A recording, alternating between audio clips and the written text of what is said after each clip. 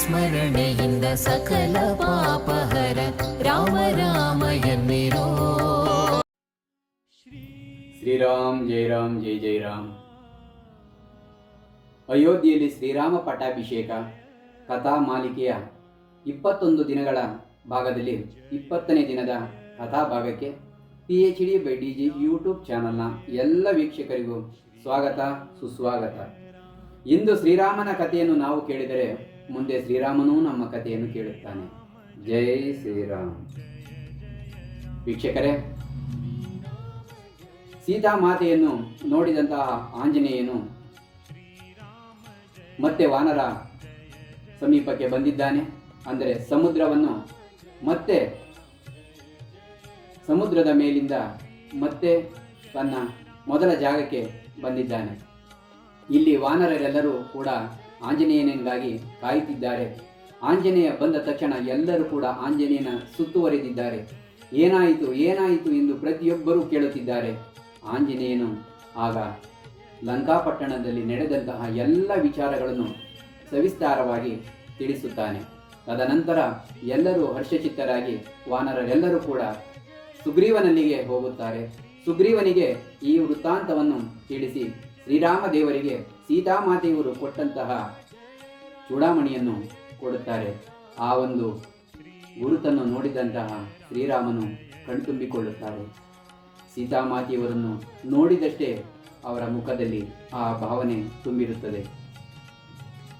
ತದನಂತರ ಸುಧಾರಿಸಿಕೊಂಡು ಸೀತಾಮಾತೆಯವರು ಲಂಕಾಪಟ್ಟಣದಲ್ಲಿ ಇರುವುದು ದೃಢವಾಯಿತೆಂದು ಎಲ್ಲರೂ ಕೂಡ ನಿರ್ಧರಿಸುತ್ತಾರೆ. ಮುಂದೇನು ಮಾಡುವುದು ಎಂದು ಎಲ್ಲರೂ ಸಭೆ ಸೇರಿ ಮಾತನಾಡುತ್ತಾರೆ. ಅದರಂತೆ ಎಲ್ಲರೂ ಕೂಡ ಸಮುದ್ರ ತೀರಕ್ಕೆ ಬಂದಿದ್ದಾರೆ. ಸಮುದ್ರ ತೀರಕ್ಕೆ ಬಂದು ದೂರದಲ್ಲಿ ಲಂಕೆಯ ಕಡೆಗೆ ಮುಖ ಮಾಡಿ ನಿಂತಿದ್ದಾರೆ. ಆದರೆ ಅಂಥ ದೊಡ್ಡ ಸಮುದ್ರದ ಮೇಲೆ ಹೇಗೆ ಹೋಗುವುದೆಂದು ಯಾರಿಗೂ ತಿಳಿಯುತ್ತಿಲ್ಲ. ಆಗ ಶ್ರೀರಾಮದೇವರು ವರುಣನನ್ನು ಕೇಳಿಕೊಳ್ಳುತ್ತಾರೆ. ಅದರಂತೆ ವರುಣನು, ನೀವು ಕಟ್ಟತಕ್ಕಂತಹ ಸೇತುವೆಗೆ ನಾನು ಸಹಕರಿಸುತ್ತೇನೆ ಎಂದು ಹೇಳುತ್ತಾನೆ. ಅದರಂತೆ ಕಪಿ ಸೈನ್ಯವೆಲ್ಲವೂ ಕೂಡ ತಮಗೆ ಸಿಕ್ಕಂತಹ ಗಿಡ, ಮರ, ಕಡ್ಡಿ, ಕಲ್ಲು, ಮಣ್ಣು, ಮರಳು ಎಲ್ಲವನ್ನು ತಂದು ಆ ಒಂದು ಸಮುದ್ರದಲ್ಲಿ ಹಾಕುತ್ತಾ ಹೋದಂತೆ ಸೇತುವೆ ನಿರ್ಮಾಣವಾಗುತ್ತದೆ. ಆ ವಾನರರು ಪ್ರತಿ ಕಲ್ಲಿನ ಮೇಲೆ ರಾಮ ರಾಮ ಎಂದು ಬರೆದು ಹಾಕುತ್ತಿದ್ದರೆ ಯಾವ ಕಲ್ಲು ಕೂಡ ಮುಳುಗುತ್ತಿರಲಿಲ್ಲ. ಹಾಗೆ ಸೇತುವೆಯನ್ನು ಕಟ್ಟಿಕೊಂಡು ಬರುತ್ತಾರೆ.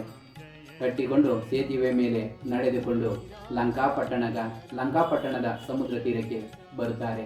ಅಂದರೆ ಲಂಕಾಪಟ್ಟಣವನ್ನು ತಲುಪುತ್ತಾರೆ.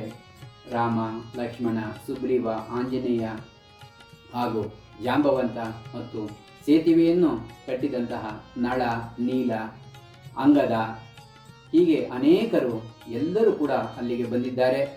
ಈಗ ಮುಂದೇನು ಮಾಡಬೇಕೆಂದು ಯೋಚಿಸುತ್ತಾ ಅಲ್ಲಿ ನಿಂತಿದ್ದಾರೆ. ಇತ್ತ ರಾವಣನ ರಾಜಸಭೆಯಲ್ಲಿ ವಿಭೀಷಣನು, ಅಂದರೆ ರಾವಣ ತಮ್ಮನಾದ ವಿಭೀಷಣನು ರಾವಣನಿಗೆ ಬುದ್ಧಿವಾದ ಹೇಳುತ್ತಿದ್ದಾನೆ. ಏಕೆಂದರೆ ಆಂಜನೇಯ ಒಬ್ಬನೇ ಬಂದು ಇಡೀ ಲಂಕಾಪಟ್ಟಣಕ್ಕೆ ಬೆಂಕಿ ಇಟ್ಟು ಹೋಗಿದ್ದಾನೆ ಎಂದರೆ ಇನ್ನು ಶ್ರೀರಾಮ ಬಂದರೆ ಏನಾಗಬಹುದು, ಯೋಚಿಸಿ ನೋಡು ಎಂದು ಅಣ್ಣನಿಗೆ ಬುದ್ಧಿವಾದ ಹೇಳುತ್ತಾನೆ. ಈಗಲೂ ಕಾಲ ಮೀರಿಲ್ಲ. ಸೀತಾದೇವಿಯವರನ್ನು ಶ್ರೀರಾಮನಿಗೆ ಒಪ್ಪಿಸಿ ನೀನು ಕ್ಷಮೆಯಾಚಿಸು. ಆ ನಂತರ ಈ ಲಂಕಾಪಟ್ಟಣ ಉಳಿಯುತ್ತದೆ, ಇಲ್ಲದಿದ್ದರೆ ಲಂಕಾಪಟ್ಟಣ ಮತ್ತಷ್ಟು ಹಾಳಾಗಿ ಹೋಗುತ್ತದೆ ಎಂದು ವಿಭೀಷಣನು ರಾವಣನಿಗೆ ಬುದ್ಧಿವಾದ ಹೇಳುತ್ತಾನೆ. ಈ ಮಾತನ್ನು ಕೇಳಿಸಿಕೊಂಡಂತಹ ರಾವಣನು ಕೋಪೋದ್ರಿಕ್ತನಾಗಿ, ನೀನು ಒಬ್ಬ ಹೇಡಿ, ನಿನ್ನಂಥ ಹೇಡಿ ನನ್ನ ರಾಜ್ಯದಲ್ಲಿ ಇರಬಾರದು ಎಂದು ಅಲ್ಲಿಂದ ಓಡಿಸುತ್ತಾನೆ. ಆ ನಂತರ ವಿಭೀಷಣನು ಮತ್ತೆ ರಾಮ, ಲಕ್ಷ್ಮಣ ಇರತಕ್ಕಂತಹ ಜಾಗಕ್ಕೆ ಬಂದಿದ್ದಾನೆ ಆಶ್ರಯ ಕೋರಿ. ವಿಭೀಷಣನು ಬಂದಿದ್ದನ್ನು ನೋಡಿದಂತಹ ಕಪಿಸೇನೆ ಮತ್ತು ಇತರರು ಇದು ಯಾವುದಾದರೂ ಒಂದು ರಾವಣನ ಮಾಯಾಜಾಲ ಇರಬಹುದು ಎಂದು ಶಂಕಿಸುತ್ತಾರೆ. ಅಥವಾ ವಿಭೀಷಣನು ನಮ್ಮ ಒಂದು ಗುಟ್ಟನ್ನು ನೋಡಲು ಬಂದಿರಬಹುದು, ನಮ್ಮ ಸೈನ್ಯದ ಬಗ್ಗೆ ತಿಳಿಯಲು ಬಂದಿರಬಹುದು ಎಂದು ಭಾವಿಸುತ್ತಾರೆ. ಆಗ ಆಂಜನೇಯನು ವಿಭೀಷಣನ ಬಗ್ಗೆ ಹೇಳುತ್ತಾರೆ. ಇಡೀ ಲಂಕಾಪಟ್ಟಣದಲ್ಲಿ ವಿಭೀಷಣನ ಮನೆಯಲ್ಲಿ ಮಾತ್ರ ರಾಮ ರಾಮ ಎಂಬ ಹೆಸರು ಕೇಳಿ ಬರುತ್ತಿತ್ತು. ಆ ವಿಭೀಷಣನು ರಾಮನ ಭಕ್ತ ಎಂದು ದೃಢಪಡಿಸುತ್ತಾನೆ. ತದನಂತರ ವಿಭೀಷಣ ಮತ್ತು ಶ್ರೀರಾಮಚಂದ್ರರ ಸಮಾಗಮವಾಗುತ್ತದೆ. ಇಬ್ಬರ ಒಂದು ಸ್ನೇಹವಾಗುತ್ತದೆ. ಆಗ ಶ್ರೀರಾಮಚಂದ್ರರು ವಿಭೀಷಣನಿಗೆ ಅದೇ ಜಾಗದಲ್ಲಿ, ಅಂದರೆ ಸಮುದ್ರ ತೀರದಲ್ಲಿಯೇ ಲಂಕೆಯ ರಾಜನಾಗಿ ಪಟ್ಟಾಭಿಷೇಕ ಮಾಡುತ್ತಾರೆ. ಶ್ರೀರಾಮಚಂದ್ರ ಪ್ರಭುಗಳು ವಿಭೀಷಣನಿಗೆ ಲಂಕೆಯ ರಾಜನಾಗಿ ಪಟ್ಟಾಭಿಷೇಕ ಮಾಡುತ್ತಾರೆ. ತದನಂತರ ಯುದ್ಧದ ನೀತಿಯ ಅನುಸಾರವಾಗಿ ಒಬ್ಬ ದೂತನನ್ನು ರಾವಣನಲ್ಲಿಗೆ ಮೊದಲು ಕಳಿಸಿ ಅವನ ಉತ್ತರವನ್ನು ನೋಡಿ ತದನಂತರ ನಾವು ಯುದ್ಧಕ್ಕೆ ಹೋಗೋಣ ಎಂದು ಸುಗ್ರೀವನು ಹೇಳಿದಾಗ, ಅದರಂತೆ ಅಂಗದನನ್ನು, ವಾಲಿಯ ಮಗನಾದ ಅಂಗದನನ್ನು ರಾವಣನ ಬಳಿಗೆ ರಾಯಭಾರಿಯಾಗಿ, ಅಂದರೆ ದೂತನಾಗಿ ಕಳಿಸುತ್ತಾರೆ. ರಾವಣನ ಬಳಿ ಬಂದಂತಹ ಅಂಗದನನ್ನು ನೋಡಿದಂತಹ ರಾವಣನು ಇದು ಮತ್ತೊಂದು ಕಪಿ ಬಂದಿದೆ ಎಂದು ಅಪಹಾಸ್ಯ ಮಾಡುತ್ತಾನೆ. ಆಗ ಅಂಗದನು ಹೇಳುತ್ತಾನೆ, ನಾನು ವಾಲಿಯ ಮಗ ಅಂಗದ, ವಾಲಿಯ ಬಗ್ಗೆ ನಿನಗೆ ತಿಳಿದಿದೆ. ನಿನ್ನನ್ನು 10 ತಲೆಯ ಹುಳು ಎಂದು ನಾನು ಮಗುವಾಗಿದ್ದಾಗ ನನ್ನ ತೊಟ್ಟಿಲಿಗೆ ನಿನ್ನನ್ನು ಕಟ್ಟಿದಂಥವರು ನನ್ನ ತಂದೆ, ಅಂಥ ತಂದೆ ವಾಲಿಯ ಮಗ ನಾನು ಎಂದು ಹೇಳುತ್ತಾನೆ. ಆಗ ರಾವಣನು, ಅಂತಹ ವಾಲಿಯ ಮಗನಾಗಿ ಇಂಥ ದೂತನ ಕೆಲಸ ಏಕೆ ಮಾಡುತ್ತಿದ್ದೀಯೆ ಎಂದಾಗ, ನಾನು ಶ್ರೀರಾಮನ ಭಕ್ತ, ರಾಮನ ಬಂಟ, ದೂತನಾಗಿ ಇಲ್ಲಿ ಬಂದಿದ್ದೇನೆ. ಈಗಲೂ ಕೂಡ ನಿನಗೆ ಸಮಯವಿದೆ. ತಾಯಿ ಸೀತಾಮಾತೆಯವರನ್ನು ನನ್ನ ಪ್ರಭುವಾದ ಶ್ರೀರಾಮನಿಗೆ ಅರ್ಪಿಸಿ ನೀನು ಧನ್ಯನಾಗು ಎಂದು ಬುದ್ಧಿವಾದ ಹೇಳುತ್ತಾನೆ ಅಂಗದ ರಾವಣನಿಗೆ. ಈ ಮಾತನ್ನು ಕೇಳಿದಂತಹ ರಾವಣನು ಕೋಪಗೊಂಡು ಆತನನ್ನು ಸಂಹರಿಸುವಂತೆ ಅಲ್ಲಿದ್ದ ಸೈನಿಕರಿಗೆ ಹೇಳುತ್ತಾನೆ. ಆ ಕೂಡಲೇ ಅಂಗದನು ಅಲ್ಲಿದ್ದ ಸೈನಿಕರನ್ನು ತನ್ನೆರಡು ಕೈಗಳಿಂದ ತಬ್ಬಿಕೊಂಡು ಆಕಾಶಕ್ಕೆ ಚಿಮ್ಮುತ್ತಾರೆ. ಆಕಾಶಕ್ಕೆ ಚಿಮ್ಮಿ ಅಲ್ಲಿಂದ ಸೈನಿಕರನ್ನು ಕೆಳಗೆ ಬಿಸಾಕಿ ಸಾಯಿಸುತ್ತಾರೆ. ತದನಂತರ ಆಕಾಶ ಮಾರ್ಗವಾಗಿ ರಾಮ ಲಕ್ಷ್ಮಣರು ಇದ್ದಂತಹ ಸ್ಥಳಕ್ಕೆ ಅಂಗದನು ಬರುತ್ತಾನೆ. ಬಂದು ಆ ಒಂದು ರಾಜಸಭೆಯಲ್ಲಿ ನಡೆದಂತಹ ವಿಚಾರವನ್ನು ಎಲ್ಲರಿಗೂ ತಿಳಿಸುತ್ತಾನೆ ಅಂಗದ. ದೂತನಿಗೆ ಬೆಲೆ ಕೊಡದೆ ಇದ್ದಂತಹ ರಾವಣನ ಉದ್ದಟವನ್ನು ನೋಡಿದಂತಹ ರಾಮ ಲಕ್ಷ್ಮಣರು ಯುದ್ಧಕ್ಕೆ ಸಿದ್ಧರಾಗುತ್ತಾರೆ. ಒಂದು ಕಡೆ ರಾಮ, ಲಕ್ಷ್ಮಣ, ವಿಭೀಷಣ, ಸುಗ್ರೀವ, ನಳ, ನೀಲ, ಜಾಂಬವಂತ ಮತ್ತು ಕಪಿ ಸೈನ್ಯ. ಮತ್ತೊಂದು ಕಡೆ ರಾವಣನ ರಾಕ್ಷಸ ಸೈನ್ಯ. ಎರಡು ಸೈನ್ಯದ ಮಧ್ಯೆ ಯುದ್ಧ ಪ್ರಾರಂಭವಾಗಿದೆ. ಇಂದ್ರಜಿತ್ ರಾವಣನ ಮಗ ನಾಗಾಸ್ತ್ರವನ್ನು ರಾಮ ಲಕ್ಷ್ಮಣರ ಮೇಲೆ ಪ್ರಯೋಗಿಸುತ್ತಾನೆ. ನಾಗಾಸ್ತ್ರದಿಂದ ರಾಮ ಲಕ್ಷ್ಮಣ ಇಬ್ಬರು ಮೂರ್ಛೆ ಹೊಂದುತ್ತಾರೆ. ಇದನ್ನು ನೋಡಿದಂತಹ ಕಪಿ ಸೈನ್ಯ ಭಯ ಬೀಳುತ್ತಾರೆ. ಸುಗ್ರೀವ ಎಲ್ಲರೂ ಕೂಡ ಭಯಪಡುತ್ತಾರೆ. ಇಬ್ಬರು ಕೂಡ ಮೂರ್ಛೆ ಹೋದರೆ ಮುಂದೇನು ಮಾಡಬೇಕೆಂದು ತಿಳಿಸುವವರು ಯಾರು? ಆ ಸಂದರ್ಭದಲ್ಲಿ ಗರುಡ ದೇವನು ಹಾರಿ ಬರುತ್ತಾನೆ.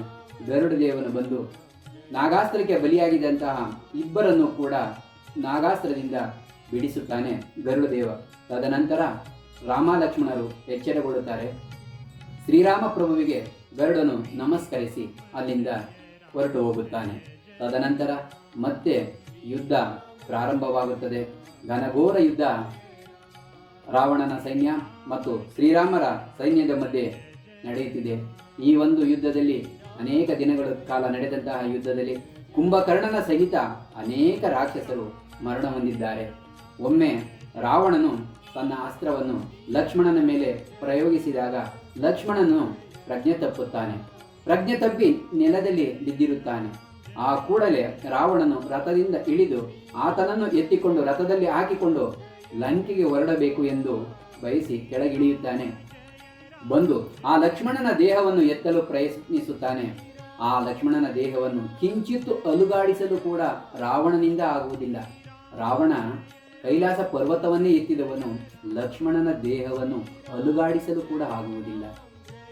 ಇದನ್ನು ನೋಡಿದಂತಹ ಆಂಜನೇಯನು ವೇಗವಾಗಿ ಹಾರಿ ಬಂದು ಗದೆಯಿಂದ ರಾವಣನಿಗೆ ಹೊಡೆದು ಆನಂತರ ಆ ಲಕ್ಷ್ಮಣ ದೇವರನ್ನು ತನ್ನ ಎರಡು ಕೈಗಳಿಂದ ಎತ್ತಿಕೊಂಡು ಹಾರಿ ಬರುತ್ತಾನೆ.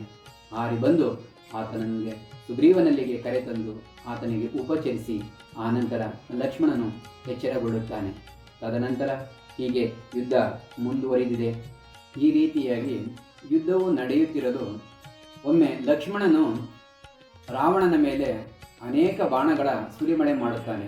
ಇದರಿಂದ ಕೋಪಗೊಂಡಂತಹ ರಾವಣನು ಅನೇಕ ಬಾಣಗಳನ್ನು ಲಕ್ಷ್ಮಣನ ಮೇಲೂ ಕೂಡ ಬಿಡುತ್ತಾನೆ. ಎಲ್ಲ ಬಾಣಗಳನ್ನು ಲಕ್ಷ್ಮಣನು ಕ್ಷಣಾರ್ಧದಲ್ಲಿ ತುಂಡರಿಸುತ್ತಿದ್ದಾನೆ. ಇದರಿಂದ ಮತ್ತಷ್ಟು ಕುಪಿತಗೊಂಡಂತಹ ರಾವಣನು ಅತ್ಯಂತ ಶಕ್ತಿಯುತವಾದ ಬಾಣವನ್ನು ಲಕ್ಷ್ಮಣನ ಮೇಲೆ ಪ್ರಯೋಗಿಸಿಯೇ ಬಿಡುತ್ತಾನೆ. ಆ ಬಾಣದಿಂದ ಲಕ್ಷ್ಮಣನು ನೆಲಕ್ಕೆ ಬೀಳುತ್ತಾನೆ. ಆಗ ಅಲ್ಲಿದ್ದಂತಹ ಆಂಜನೇಯನು ಆತನನ್ನು ಎತ್ತಿಕೊಂಡು ಶುಶ್ರೂಷೆ ಮಾಡಲು ಎತ್ತಿಕೊಂಡು ಬರುತ್ತಾನೆ. ಆಗ ಎಲ್ಲರೂ ಕೂಡ ಲಕ್ಷ್ಮಣನ ಮುಂದೆ ದುಃಖಪಡುತ್ತಾ ನಿಲ್ಲುತ್ತಾರೆ. ಲಕ್ಷ್ಮಣನು ಮೂರ್ಛೆಗೊಂಡಿದ್ದಾನೆ, ಏನಾಗಿದ್ದಾನೆ ಎಂದು ಯಾರಿಗೂ ತಿಳಿಯುತ್ತಿಲ್ಲ, ಹಾಗಾಗಿದೆ. ಆಗ ಸುಷೇಣನ ಒಂದು ಮಾರ್ಗದರ್ಶನದಂತೆ ಆಂಜನೇಯನು ಸಂಜೀವಿನಿ ಪರ್ವತಕ್ಕೆ ಹೋಗಿ ಗಿಡಮೂಲಿಕೆಗಳನ್ನು ತರಲು ಹೋಗುತ್ತಾನೆ. ಆದರೆ ಆ ಗಿಡಮೂಲಿಕೆ ಏನೆಂದು ತಿಳಿಯದಿದ್ದಾಗ ಇಡೀ ಪರ್ವತವನ್ನೇ ಹೊತ್ತುಕೊಂಡು ಬರುತ್ತಾನೆ. ಆ ಪರ್ವತದಿಂದ ಬೇಕಾದಂತಹ ಗಿಡಮೂಲಿಕೆಗಳನ್ನು ಪಡೆದುಕೊಂಡು ಲಕ್ಷ್ಮಣನಿಗೆ ಉಪಚರಿಸುತ್ತಾರೆ. ತದನಂತರ ಲಕ್ಷ್ಮಣನು ಎಚ್ಚರಗೊಳ್ಳುತ್ತಾನೆ. ಇಂದ್ರಜಿತ್ ನಿಕುಂಬಿಲ ಎಂಬ ಯಾಗವನ್ನು ಪ್ರಾರಂಭ ಮಾಡುತ್ತಾನೆ. ಈ ವಿಚಾರವನ್ನು ವಿಭೀಷಣನು ಶ್ರೀರಾಮದೇವರಿಗೆ ತಿಳಿಸುತ್ತಾನೆ. ಏನೆಂದರೆ, ಇಂದ್ರಜಿತ್ ಏನಾದರೂ ನಿಕುಂಬಿಲ ಯಜ್ಞವನ್ನು ಮುಗಿಸಿದೆಯಾದರೆ ಆತನನ್ನು ಸೋಲಿಸಲು ಯಾರಿಂದಲೂ ಸಾಧ್ಯವಿಲ್ಲ. ಹಾಗಾಗಿ ಅವನ ಒಂದು ಯಜ್ಞವನ್ನು ನೀವು ನಿಲ್ಲಿಸಬೇಕು ಎಂದು ಹೇಳುತ್ತಾನೆ. ಅದರಂತೆ ವಿಭೀಷಣ ಮತ್ತು ಲಕ್ಷ್ಮಣ ಇಬ್ಬರೂ ಕೂಡ ಆತ ಇಂದ್ರಜಿತ್ ಯಜ್ಞ ಮಾಡುತ್ತಿರತಕ್ಕಂತಹ ಒಂದು ಜಾಗಕ್ಕೆ ಹೋಗಿ ಆ ಯಜ್ಞದ ಸಮಯದಲ್ಲಿಯೇ ಅವರೊಂದಿಗೆ ಯುದ್ಧ ಮಾಡುತ್ತಾನೆ. ಆ ಯುದ್ಧದಲ್ಲಿ ಇಂದ್ರಜಿತ್ ಹತನಾಗುತ್ತಾನೆ. ಈ ರೀತಿಯಾಗಿ ಯುದ್ಧ ನಡೆಯುತ್ತಲೇ ಇರುತ್ತದೆ. ಈ ರೀತಿಯಾಗಿ ಅನೇಕ ದಿನಗಳ ಕಾಲ ಯುದ್ಧ ನಡೆದು ರಾವಣನ ಮಕ್ಕಳು, ಬಂಧುಗಳು, ದೊಡ್ಡ ದೊಡ್ಡ ಸೈನಿಕರು ಎಲ್ಲರೂ ಕೂಡ ಹತರಾಗುತ್ತಾರೆ. ಕೊನೆಗೆ ರಾವಣನೇ ಯುದ್ಧಕ್ಕೆ ಬರಬೇಕಾಗುತ್ತದೆ. ರಾವಣನು ಯುದ್ಧಕ್ಕೆ ಬಂದಾಗ ಶ್ರೀರಾಮಚಂದ್ರ ಮತ್ತು ರಾವಣೇಶ್ವರ ಇವರಿಬ್ಬರ ನಡುವೆ ಘನಘೋರ ಯುದ್ಧ ನಡೆಯುತ್ತದೆ. ಶ್ರೀರಾಮನಲ್ಲಿಯೂ ಅನೇಕ ಅಸ್ತ್ರಶಸ್ತ್ರಗಳಿವೆ, ರಾವಣನಲ್ಲಿಯೂ ಕೂಡ ಅನೇಕ ಅಸ್ತ್ರಶಸ್ತ್ರಗಳಿವೆ. ಎಲ್ಲವೂ ಶ್ರೀರಾಮನು ಉಪಯೋಗಿಸುತ್ತಿದ್ದಾನೆ, ರಾವಣೇಶ್ವರನು ಉಪಯೋಗಿಸುತ್ತಿದ್ದಾನೆ. ಈ ರೀತಿಯಾಗಿ ಘನಘೋರ ಯುದ್ಧ ನಡೆದು ತದನಂತರ ಕೊನೆಯಲ್ಲಿ ಶ್ರೀರಾಮದೇವರ ಬಾಣಕ್ಕೆ ರಾವಣೇಶ್ವರನು ಬಲಿಯಾಗುತ್ತಾನೆ. ಅಲ್ಲಿಗೆ ರಾವಣೇಶ್ವರನ ಅಂತ್ಯವಾಗುತ್ತದೆ. ಇದಾದ ನಂತರ ರಾವಣೇಶ್ವರನ ಅಂತ್ಯವಾದ ನಂತರ ಶ್ರೀರಾಮ ಪ್ರಭುಗಳು ವಿಭೀಷಣನಿಗೆ ನಿನ್ನ ಅಣ್ಣನ ಅಂತ್ಯ ಸಂಸ್ಕಾರವೆಲ್ಲವನ್ನು ಮುಗಿಸಿ ಬರುವಂತೆ ತಿಳಿಸುತ್ತಾರೆ. ಅದರಂತೆ ವಿಭೀಷಣನು ತನ್ನ ರಾಜ್ಯಕ್ಕೆ ಬಂದು ಲಂಕಾಪಟ್ಟಣಕ್ಕೆ ಬಂದು ಮೃತರಾದಂತಹ ಅಣ್ಣನ ಅಂತ್ಯ ಸಂಸ್ಕಾರವನ್ನು ಶಾಸ್ತ್ರೋಕ್ತವಾಗಿ ಮಾಡಿ ಮುಗಿಸಿ ನಂತರ ಶ್ರೀರಾಮ ಪ್ರಭುವಿನ ಬಳಿಗೆ ಬರುತ್ತಾರೆ. ವೀಕ್ಷಕರೇ, ಎಂಥ ಮಹಾರಾಜನೇ ಆಗಿರಲಿ, ಎಂಥ ಬಲಿಷ್ಠ ರಾಜನೇ ಆಗಿರಲಿ, ಎಷ್ಟೇ ಶಸ್ತ್ರವಿದ್ಯೆಗಳಲ್ಲಿ ಪಾರಂಗತನೇ ಆಗಿರಲಿ, ಎಂಥದ್ದೇ ತಪಸ್ಸುಗಳನ್ನು ಮಾಡಿ ಏನೇ ಶಕ್ತಿಯನ್ನು ಪಡೆದಿರಲಿ, ತಾನು ಅಧರ್ಮ ದಾರಿಯಲ್ಲಿ ನಡೆದಾಗ ಸಾಮಾನ್ಯ ಮನುಷ್ಯನಿಂದನೂ ಕೂಡ ಹತನಾಗುತ್ತಾನೆ, ಅವನ ವಂಶವು ಹಾಳಾಗುತ್ತದೆ ಎಂಬ ಸಂದೇಶವನ್ನು ಜಗತ್ತಿಗೆ ನೀಡಿದಂತಹ ಶ್ರೀರಾಮಾಯಣ ಕಥೆಯು ಅದು ಒಂದು ಕಥೆಯಲ್ಲ, ಅದೊಂದು ಮಹಾನ್ ಕಾವ್ಯ. ಜೈ ಶ್ರೀರಾಮ್. ವೀಕ್ಷಕರೇ, ಮನಸ್ಸಿನ ಅನೇಕ ಸಮಸ್ಯೆಗಳಿಗೆ PhD/DG ಯೂಟ್ಯೂಬ್ ಚಾನಲ್ನಲ್ಲಿ ಬರತಕ್ಕಂಥ ಇಂತಹ ವಿಡಿಯೋಗಳನ್ನು ನೋಡುತ್ತೀರಿ, ಅರ್ಥ ಮಾಡಿಕೊಳ್ಳಿ. ಅನೇಕ ಸಮಸ್ಯೆಗಳು ಬಗೆಹರಿಯುತ್ತವೆ, ಅನೇಕ ಸಮಸ್ಯೆಗಳಿಗೆ ಉತ್ತರದ ಮಾರ್ಗ ಸಿಗುತ್ತದೆ. ಇಂತಹ ವಿಡಿಯೋಗಳನ್ನು ಲೈಕ್ ಮಾಡಿ, ಬೇರೆಯವರಿಗೂ ಶೇರ್ ಮಾಡಿ ಮತ್ತು ಯೂಟ್ಯೂಬ್ ಚಾನಲ್ಗೆ ಸಬ್ಸ್ಕ್ರೈಬ್ ಆಗಿ. ಜೈ ಶ್ರೀರಾಮ್. ವ್ಯೋಮಕೇಶನ ದಿವ್ಯ ತಾರಕ ಮಂತ್ರವು ರಾಮ ರಾಮ ಎನ್ನಿರೋ. ರಾಮ ರಾಮ ಜಯ ರಾಜ ರಾಮ್, ರಾಮ ರಾಮ ಜಯ ಸೀತಾರಾಮ್, ರಾಮ ರಾಮ ಜಯ ರಾಜ ರಾಮ್, ರಾಮ ರಾಮ ಜಯ ಸೀತಾರಾಮ್, ರಾಮ ರಾಮ ಜಯ ರಾಜ ರಾಮ್, ರಾಮ ರಾಮ ಜಯ ಸೀತಾರಾಮ್.